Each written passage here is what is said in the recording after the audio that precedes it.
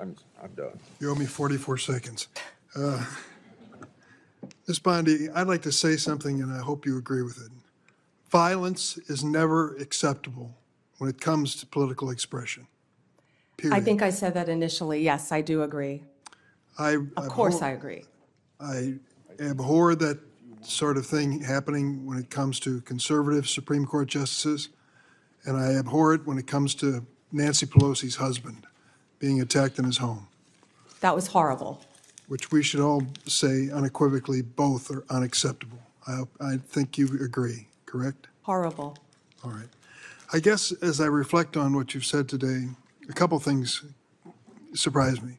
I did not expect you to be as outspoken as you are about Kash Patel. He's been characterized as a professional career defense attorney and a career prosecutor. That's a pretty amazing achievement in his life. But he also has said and done some things which are impossible to understand and justify. For example, are you familiar with something called the QAnon conspiracy? I have heard of it, but I do not know what it is, but I've heard of it many times, Senator. So let me tell you what I've learned about it. Its core belief is that a cabal of satanic, cannibalistic child molesters are embedded within our government and are conspiring against President-elect Trump. They asked Mr. Patel about it, and he said, quote, "I agree with a lot that the movement says," end of quote. Does that sound like a good preparation to run the FBI? Senator, I don't know anything about, I had heard of QAnon, but I've never heard that definition attached to it at all. You're going to have to ask Mr. Patel about those statements. We will. And I'll tell you, until we get answers to those questions, I don't know many people on this side of the table will give him an unequivocal endorsement. This and his enemies list, what he calls his government gangsters, this is what you expect of Stasi. This is what you expect of secret police. It is not what you expect of justice in America, as you've even described it at the table today. So I would say this unequivocal support of Mr. Patel should at least have some reservation until he explains some of these outrageous positions he has taken. I look forward to hearing his testimony about QAnon in front of this committee. You will.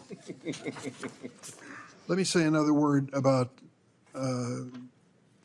January 6th and what happened. We lived through it, many of us. We'll never forget it. To think that the United States of America's Capitol building was desecrated by an insurrectionist mob that came in and did horrible things, particularly to our police force, that keeps you safe as you sit there and keeps us safe every single day. Over 100 of them were attacked by these demonstrators. One, Kenneth Bonowitz, a member of the so-called Proud Boys, another alt-right group, assaulted at least 6 officers, placed one in a chokehold and lifted him up by the neck. Bonowitz injured one officer so severely he had to retire. Kyle Fitzsimmons, convicted for 5 separate assaults against law enforcement, including one that caused a career-ending and life-altering injury to U.S. Capitol Police Sergeant Aquilino Ganell. Can you understand why when Donald Trump says, "The day I am inaugurated as president, I will issue a blanket pardon to these, quote, political prisoners"?